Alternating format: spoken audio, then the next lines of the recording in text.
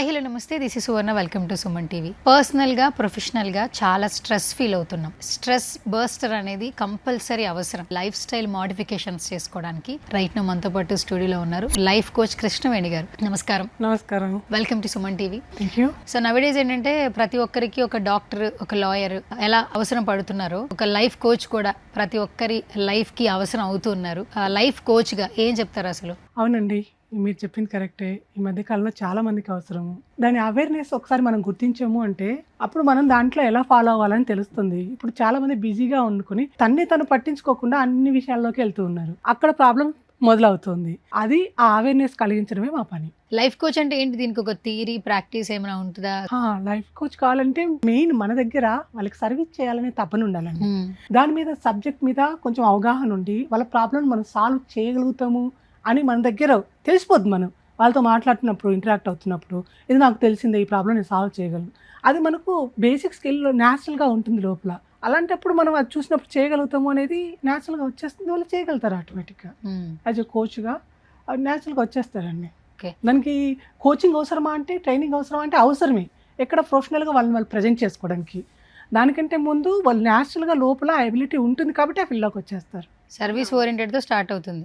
తర్వాత ఎలా ఉంటుంది? స్టెప్స్ ఎలా ఉంటాయి? వాళ్ళ కోచ్గా మారాలంటే వాళ్ళు బిహైండ్ ఏం చేస్తుంటారు?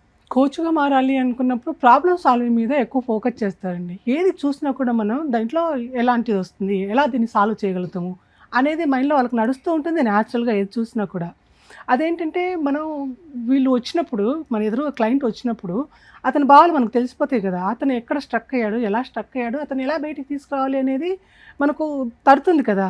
అప్పుడు వాళ్ళకి మనం గైడ్ చేయగలుగుతాం. నువ్వు ఇలా చేసుకోగలిగితే ఇలా వెళ్ళగలుగుతావు అని మాత్రం వాళ్ళకి మనం చెప్పగలుగుతాం. అంతే తప్ప వాళ్ళ ప్రాబ్లమ్ సాల్వ్ చేయడానికి మనం దూకేసే అట్లా ఉండదు. జస్ట్ వాళ్ళ అవేర్నెస్ కలిగిస్తామండి. మీరు ఇట్లా పోతున్నారు, జస్ట్ ఇట్లా వెళ్ళారు అంటే can ever solve your problem. అలా వాళ్ళని గైడ్ చేయగలుగుతాం. సో లైఫ్ కోచ్ల్ని అందరూ నమ్ముతున్నారు నవేడేస్. ప్రతి ఒక్క ప్రాబ్లం వాళ్ళతో షేర్ చేస్తూ ఉన్నారు. ఎస్పెషల్లీ మీరు ఎట్లాంటి వాళ్ళకి గైడెన్స్ ఇస్తూ ఉంటారు? కొంతమంది అంటే బిజినెస్ పరంగా అప్రోచ్ అవుతుంటారు, హెల్త్ పరంగా అప్రోచ్ అవుతుంటారు, రిలేషన్ పరంగా అప్రోచ్ అవుతుంటారు. మీరు పర్టికులర్గా దేనికి సంబంధించి మాట్లాడుతూ ఉంటారు? ఎమోషన్స్ మెయిన్ ఉమెన్కి అండి. ఉమెన్ తను ఏదైనా ప్రాబ్లమ్ స్ట్రక్ అయ్యారు అంటే తను పర్టికులర్ హెల్త్ మెయిన్ ఉంది, ఫైనాన్స్ ఉంది, కానీ బేసిక్గా ఉమెన్ బావుకుంటారు. అది ఏజ్ ఎంతన్నా కానీ, ఎలా అన్నా ఉండని, ఏ స్టేజ్లో అన్నా ఉండని, వాళ్ళు ఆ ఎమోషన్స్ని ఎలా బ్యాలెన్స్ చేసుకోవాలి అనే దాని మీద నేను ఫోకస్ చేశాను. పర్టికులర్ ఏరియా దీంట్లో అట్లా అని కాకుండా ప్రతి ఉమెన్ ఉంటుంది. వాళ్ళు ఏ ఎమోషన్ ఎలా హ్యాండిల్ చేసుకుంటే వాళ్ళ ప్రాబ్లం వాళ్ళు సాల్వ్ చేసుకోగలుగుతారు. ఆ వేలో వెళ్తుంది నాది. ఇప్పుడు మీరు ఇంటరాక్ట్ అయ్యే పీపుల్ ఎలాంటి విషయాలను షేర్ చేస్తుంటారు మీతో? నాతో మెయిన్ వచ్చినప్పుడు మెయిన్ కెరియర్ వచ్చారు అంటే యంగ్ ఏజ్ వాళ్ళు వస్తున్నారు, ఎక్కువ స్టూడెంట్స్ వస్తున్నారు. ఉమెన్స్ ఎలా వస్తున్నారు అంటే పేరెంటింగ్ గురించి వస్తున్నారు. పేరెంటింగ్ దాంట్లో ఒకటి ఎక్కువ ఉంది, కిడ్స్ కెరియర్ దాంట్లో ఒకటి ఎక్కువ ఉంది.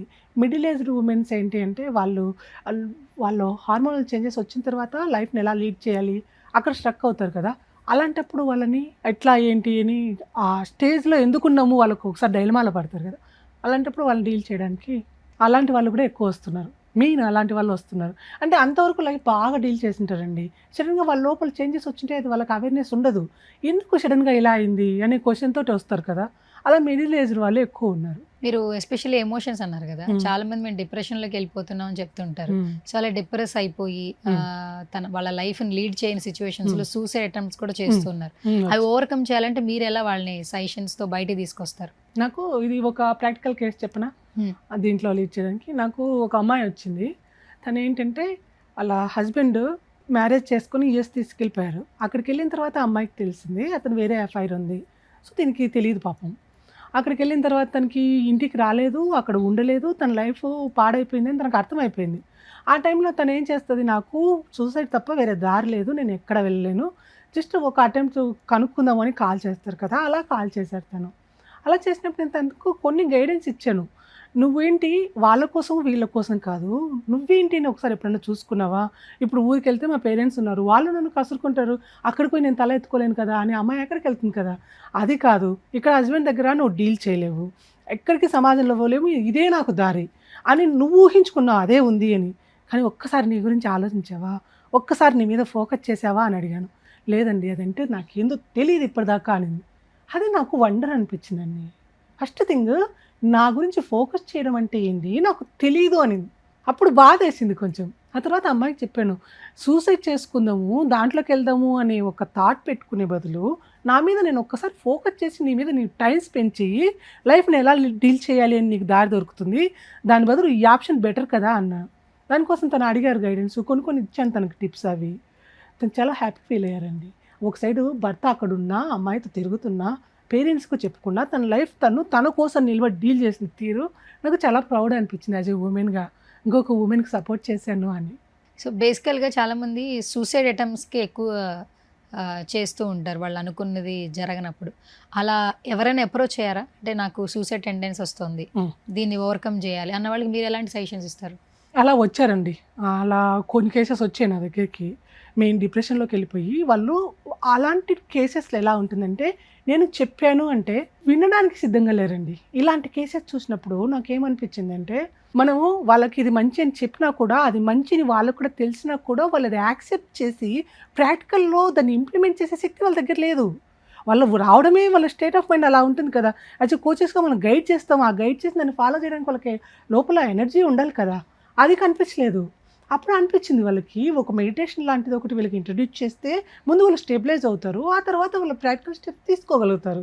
అలాంటి కేసెస్ చూసినప్పుడు మెడిటేషన్ బెటర్ అనిపించిందండి. ఇప్పుడు ఏదైనా ప్రాబ్లం అనుకోండి, మీ దగ్గరికి వస్తే మీరు సార్ట్ అవుట్ ఏ విధంగా చేస్తారు? ఫస్ట్ వాళ్ళని చూసుకోవడానికి చూస్తా అండి. సెల్ఫ్ ప్రయారిటీ ఇస్తాను ఫస్ట్. Situation secondary. మిగతా పరిస్థితులు అన్నీ. ఆ సిచ్యువేషన్ ఎదురుగా వచ్చినప్పుడు నువ్వు దాన్ని ఎలా డీల్ చేస్తున్నావు? కోపంతో డీల్ చేస్తున్నావా? డౌట్‌తో డీల్ చేస్తున్నావా?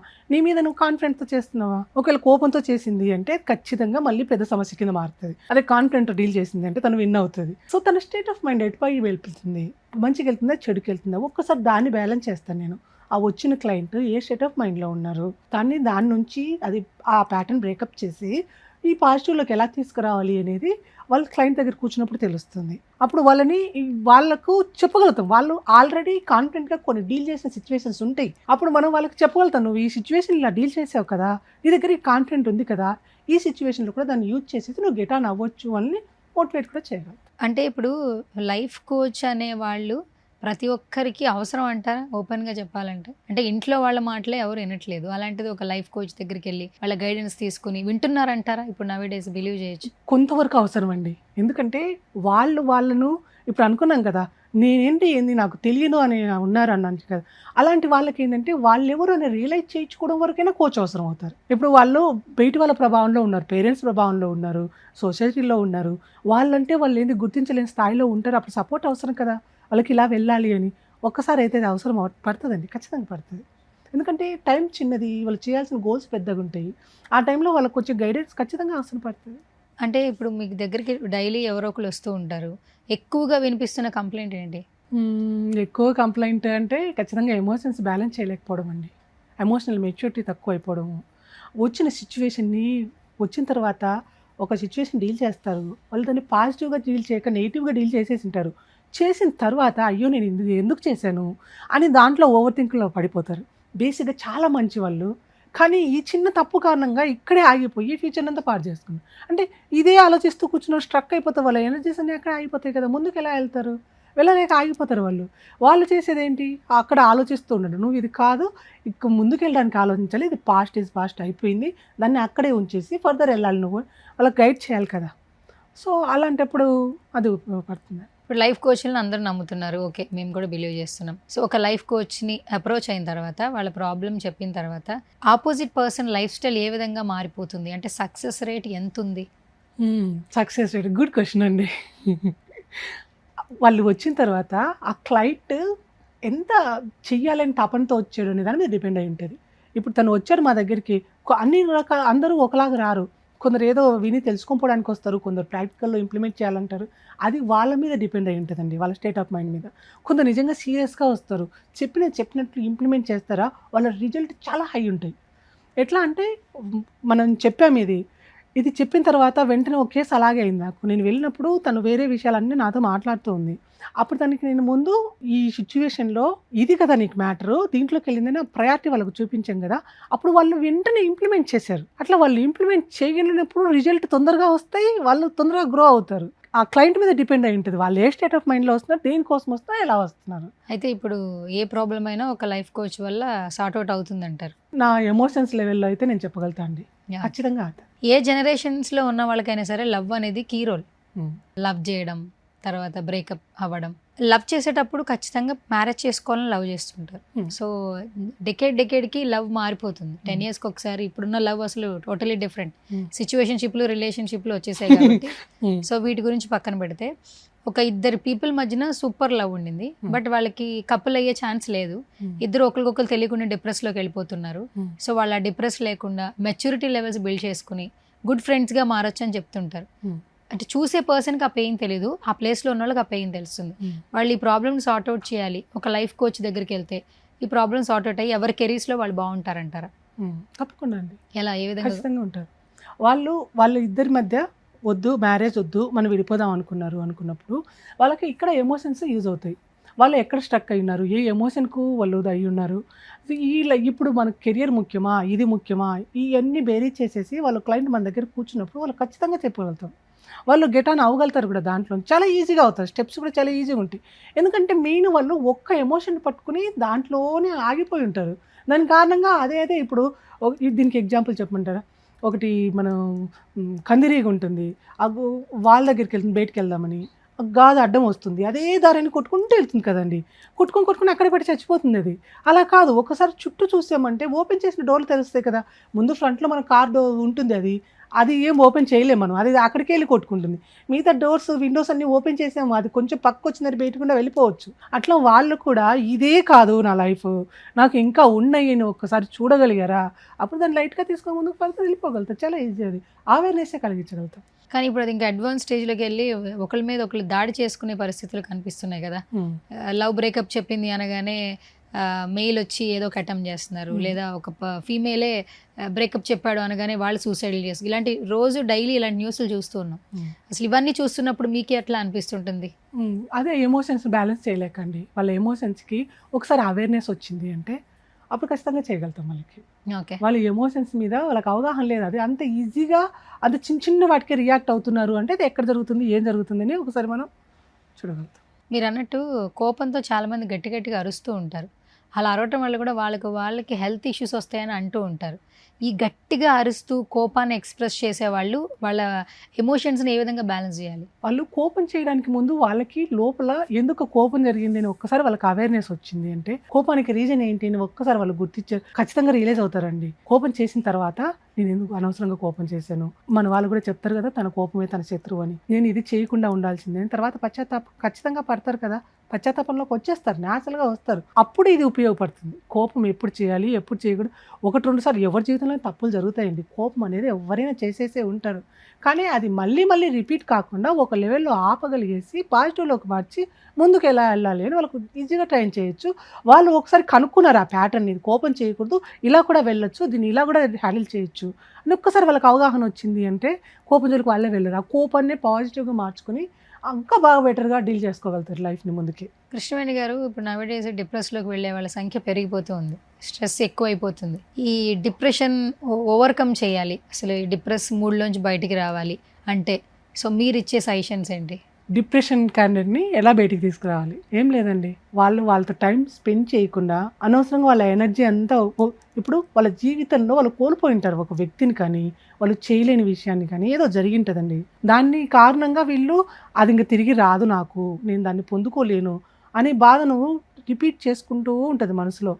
ఆ రిపీటెడ్ థాట్స్ ఇంకా వేరే ఏం ఆలోచించలేదు, ఇదే ఆలోచించారు. ఇంకా ఫర్దర్కి వాళ్ళకి ఏం కనిపించదు, శూన్యం ఉంటుంది. అంటే వాళ్ళు ఆలోచించలేదు కదా నేను ముందుకు వెళ్ళాలి అనే ఆలోచన, కానీ పాజిటివ్గా ఉండాలని దాని గురించి వాళ్ళకి ఏం థాట్ లేదు కదండి. సో వాళ్ళు ఇక్కడే స్ట్రక్ అయిపోయింటారు, ఇంకెటు వెళ్ళాలో కూడా తెలియదు కదా, ఇటు వెళ్ళాలి ఏం చేయాలి అని. అప్పుడు వాళ్ళకు ఈ అవేర్నెస్ కలిగించగలుగుతాం. అది గడిచిపోయింది, అది పాస్ట్, దాని గురించి ఆలోచించడం కాదు, అది స్ట్రక్ అవ్వడం అని. అది కొంచెం టైం టేకింగ్ ప్రాసెస్, కానీ ఖచ్చితంగా బయటకు అయితే రాగలుగుతారు. మనం మార్చలేని విషయాలు, కొన్ని వదిలేసినవి యాక్సెప్ట్ చేసేయాలండి ఫస్ట్. వాళ్ళకి అది నేర్పించాల్సి వస్తుంది. ఇది జరిగిపోయింది, ఇంకా ఇది ఇంతే అని వాళ్ళకు ఒక్కసారి యాక్సెప్ట్ ఇట్ అని నేర్పించాము అంటే తీసుకురా. ఓకే, మెయిన్గా ఇప్పుడు ఇంత జర్నీలో మీరు క్రిటికల్గా ఫేస్ చేసినటువంటి ఒక క్లయింట్ దగ్గర నుంచి ఒక స్టోరీ చెప్పండి, ఎక్స్ప్రెస్ చేయండి మా ఆడియన్స్ కోసం. అవునండి, నేను ఒక ఆవిడ గురించి చెప్తాను. తను తన దగ్గర యాజ్ ఏ కోచ్గా నేను నేర్చుకున్నాను. ఫస్ట్ చెప్తాను, క్లయింట్కి మనం చెప్పడం కాదు, వాళ్ళు మన గురువులాగా చూస్తానని. నేను ఆ క్లయింట్ దగ్గర తీసుకున్నది ఏంటి అంటే, తను చెప్పిన తీరు, ఎన్ని సిచ్యువేషన్స్ వచ్చినా అండి, అసలు ఎవరు సపోర్ట్ చేయలేదు, సిచ్యువేషన్స్ అన్నీ ఉన్నాయి.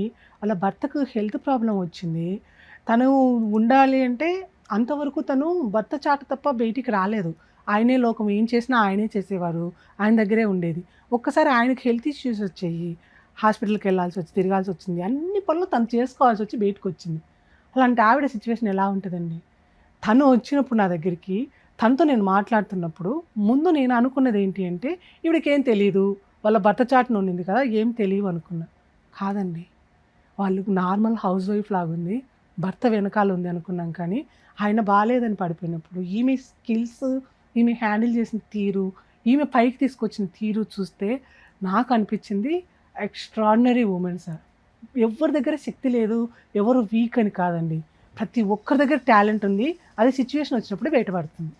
తను చేసింది ఏంటి అంటే, అటువంటి అతన్ని పట్టుకొని తను పాత ఇల్లు తీసి కొత్త ఇల్లు బిల్డ్ చేయగలిగిందండి. కొత్త ఇల్లు కన్స్ట్రక్ట్ చేసి ఆ ఇంట్లో రాణిలాగా కూర్చుంది. ఇప్పటికీ నాకు ప్రౌడ్ అనిపిస్తుంది తను చూస్తే. అతన్ని కాపాడుకుంది, తన నీడ్స్ అన్ని తీర్చుకుంది. అంటే ఒక ఉమెన్, ఆర్డినరీ ఉమెన్ రెస్పాన్సిబిలిటీస్ని చేతిలోకి తీసుకుంది అంటే ఎంత సక్సెస్ అవుతుంది అనేది ఒక ఎగ్జాంపుల్గా ఉంది. ఇప్పుడు కూడా నాకు ఉన్నారు ఆ క్లయింట్, నాకు ఇప్పుడు కూడా నేను ప్రౌడ్గా ఫీల్ అవుతాను అలాంటి క్లయింట్ దొరికినందుకు. అయితే ఇప్పుడు ఏ ప్రాబ్లం వచ్చినా వెంటనే కృష్ణవేణి గారిని కాంటాక్ట్ చేయొచ్చు. అయితే షూర్, సక్సెస్ స్టోరీస్ చాలా ఉన్నాయి. అయితే మా సుమన్ టీవీలో కూడా చాలామంది ప్రేక్షకులు చూస్తున్నారు కాబట్టి మేబీ మీ మాటలు నచ్చుండొచ్చు.